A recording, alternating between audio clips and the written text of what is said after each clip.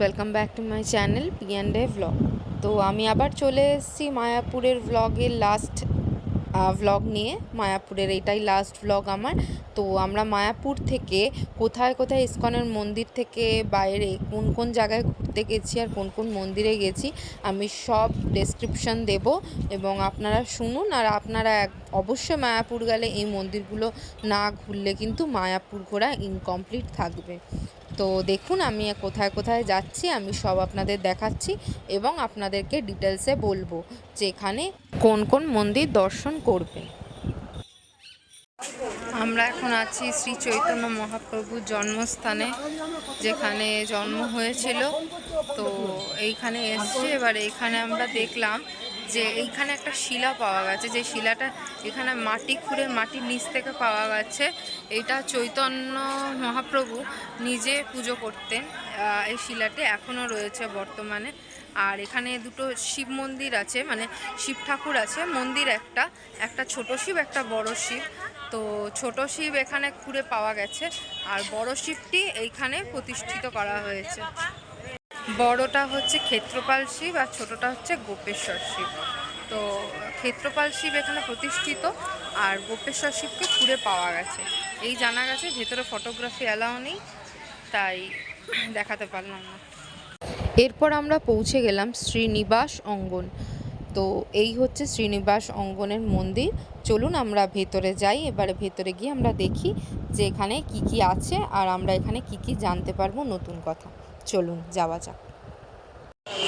শ্রীনিবাস অঙ্গে আমরা এসেছি। এখানে 5 জন পঞ্চরত্ন ছিলেন, যাদের বাড়ি এখানে ছিলেন এবং এখানে শ্রী চৈতন্যদেব এসে রোজ এখানে নামগান সংকীর্তন করত। তো তখন এখানে একজন মুসলিম শাসক ছিলেন, যিনি এখানে রাজত্ব করতেন। তো তখন যে মৃদঙ্গ বাজিয়ে চৈতন্য মহাপ্রভু এখানের নাম সংকীর্তন করতো সেটা ভেঙে দিয়েছিল। তো সেই ভাঙা অংশ বিশেষটা এখানে রয়েছে। আর এখানে হচ্ছে আমাদের এখানে পঞ্চরত্নের যে লাস্ট রত্ন, যিনি এখানে আসলে আপনি দেখতে পাবেন, ফটো রয়েছে। তো ওনার একটা ছোট শালগ্রাম শিলা এখানে রয়েছে।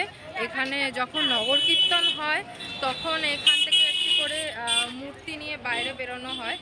তো সেইখানে একটি মূর্তি এখানে রয়েছে, সেই মূর্তিটাও এখানে আসলে আপনি দেখতে পাবেন। আর এখানে আরেকটা বাড়ি রয়েছে, যেখানে হচ্ছে আপনার আরেকটা একদম লাগোয়াই মন্দির আছে। ওইখানে আরেকজন পঞ্চরত্নের আরেকজন রত্ন থাকতেন, যে যার কাছে তিনটে আসলে শিলাগ্রাম শিলা ছিল। তো একটি শিলা বা তিনটে শিলা নিয়ে উনি গঙ্গায় যেতেন এবং প্রার্থনা করতেন যাতে প্রভু আমাদের এখানে জন্মগ্রহণ করে। তো তার জন্য এইখানে শ্রী চৈতন্যদেবের জন্ম হয়েছিল, সেটারই কারণ ধরা হচ্ছে এখানে। আর হচ্ছে এটা হচ্ছে চৈতন্যদেবের জন্মের অনেক বছর আগের থেকেই উনি গঙ্গায় গিয়ে শিলাকে স্নান করাতেন এবং প্রার্থনা করতেন ঠাকুরের কাছে যাতে কলিযুগেও উনি জন্মগ্রহণ করেন। সেই কারণেই এখানে জন্মগ্রহণ উনি করেছিলেন, এখানে কথিত রয়েছে এই কথাটি। তো নেক্সট আমরা যাচ্ছি আরেকটা জায়গায়, সেখানে এর মাহাত্ম্য আরেকটু আমরা জানতে পারবো। তো জেনে আমি আপনাদের কাছে শেয়ার করছি। শ্রী রাম সীতার মন্দির এবং শ্রী মুরারি গুপ্তের শ্রীপাঠ। তো এটি কিন্তু মায়াপুর চৈতন্যদেবের একটি মঠ, হ্যাঁ, মায়াপুরেরই অংশ। তো চলুন আমরা ভেতরে যাই। আমি ভেতরে গিয়ে আপনাদের দেখাচ্ছি যে কোথায় পঠন পাঠন করানো হয় এখানে, আর ভেতরে কি কি আছে আমি সব দেখাচ্ছি। এই সামনের যে বিল্ডিংটা দেখতে পাচ্ছেন, এইখানেই হচ্ছে পঠন পাঠন করানো হয়। দেখুন এখানে লেখা আছে। তো এখানেই সব পড়াশোনা করানো হয়।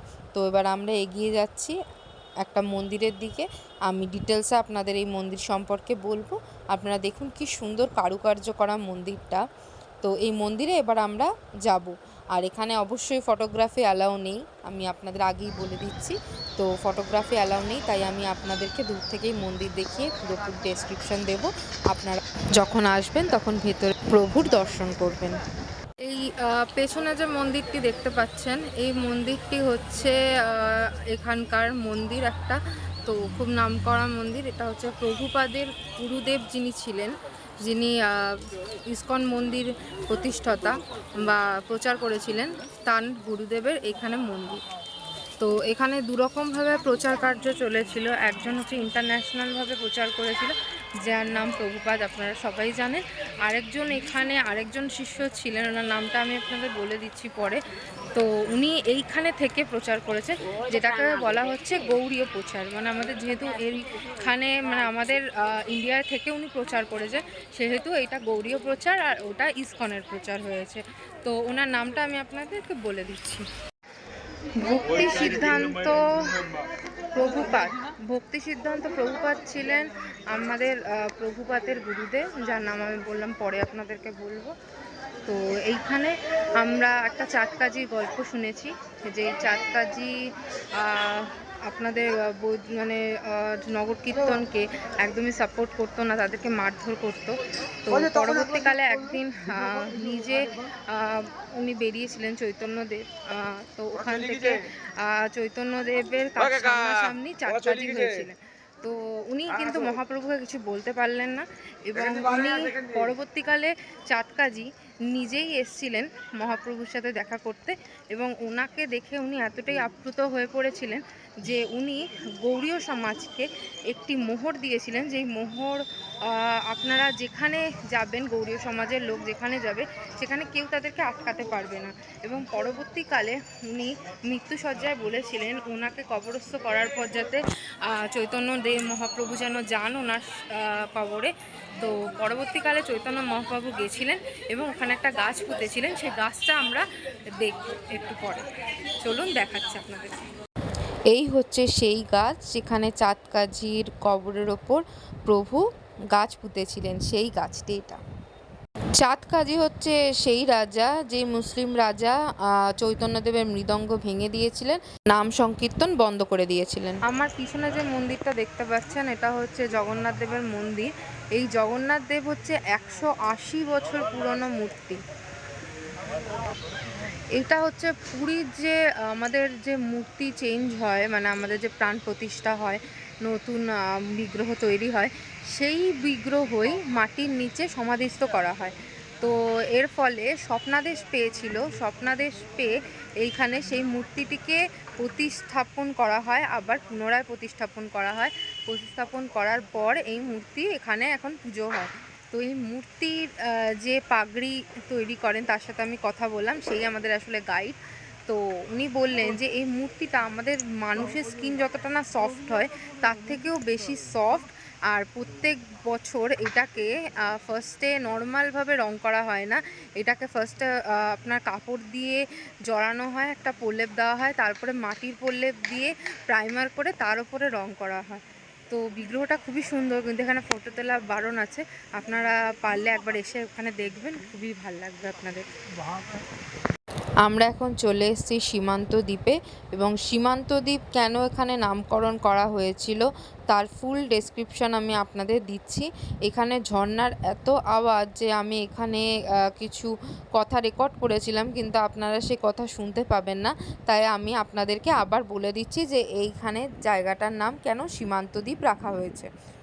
এই কলিযুগে যখন চৈতন্য মহাপ্রভুর জন্ম হয়, তখন সকল দেবতারাই খুবই আনন্দিত হয়েছিল এবং মর্তে তাকে দেখতে আসছিলেন। তো সেরকমই আমাদের মাতা পার্বতীও তাকে দেখতে এসেছিলেন, এবং তাকে প্রণাম করতে গিয়ে তার কিছুটা মাথার সিঁদুর মাটিতে পড়ে গেছিল। তো তারপর থেকেই তিনি বলেছিলেন যে আপনি এখানেই অধিষ্ঠিত হন মাতা, আর এখানে নাম হলো সীমান্ত দ্বীপ।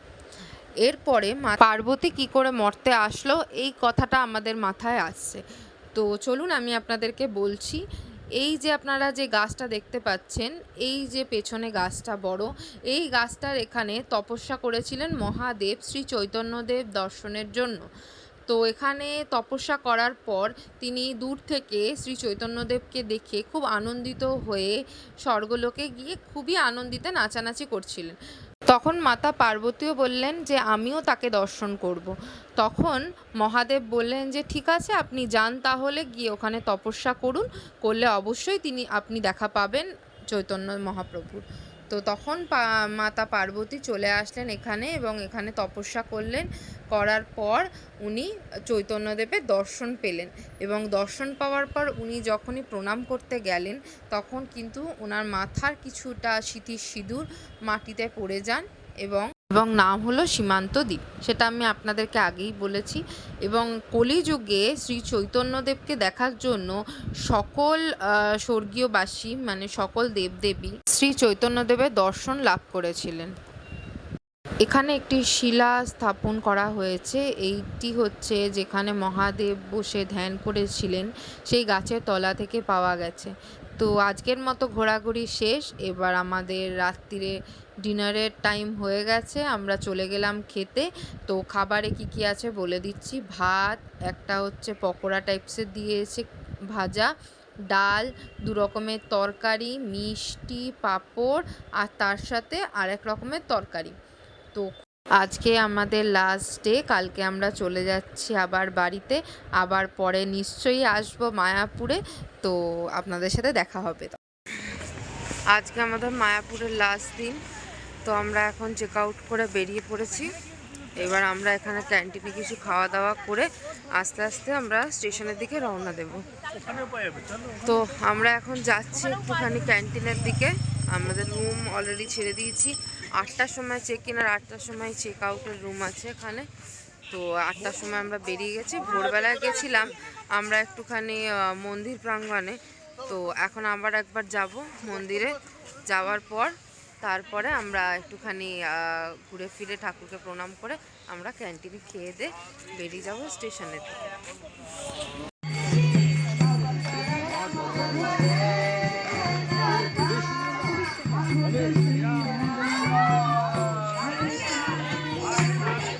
একটু ফরেনারদের সাথে নাচানাচি করে একটুখানি নাম গান করে তারপরে আমরা চলে আসলাম ক্যান্টিনে। এখানে আমরা খাচ্ছি ধোসা আর বাকিরা খাচ্ছে পুরি সবজি।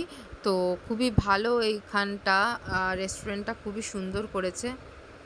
আমি আপনাদের সাথে মেনু কার্ড শেয়ার করছি, দেখুন মেনু কার্ডটা।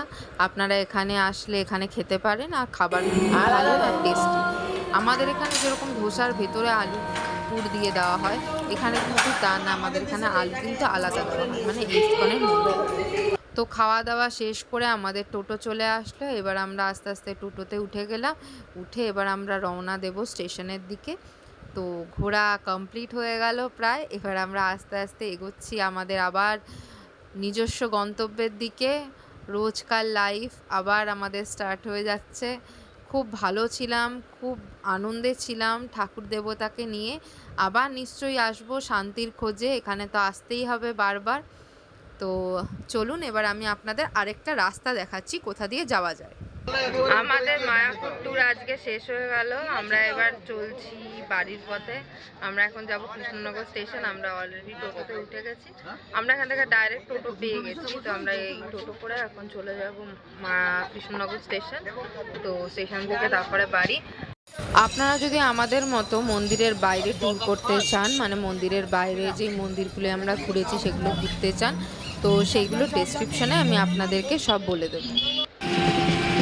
হাই ফ্রেন্ডস, আমরা এখন যাচ্ছি NH-34 দিয়ে। এটা হচ্ছে একটা শর্টকাট রুট, যেটাতে আপনাদের নদী পার হতে হবে না। তো আমরা তো নদী পার হয়ে এসেছিলাম 8টার সময়, তো যাওয়ার সময় আমরা যাচ্ছি হাইওয়ে দিয়ে। তো এইটাও একটা রাস্তা আছে যাওয়ার কৃষ্ণনগরে স্টেশনে বা কৃষ্ণনগর স্টেশন থেকে মায়াপুর রাস্তা। এখনকার মতো এইটুকুই, দেখা হচ্ছে পরের ব্লগে। আমার ভিডিওটি যদি ইউজফুল মনে হয় তাহলে অবশ্যই like, comment, share and subscribe করবেন এবং প্রচুর প্রচুর ভালোবাসা দেবেন। এবং আপনারাও আসুন এবং ঘুরুন মায়াপুর এবং বলুন কেমন লেগেছে আমার কমেন্টে। Thank you for watching.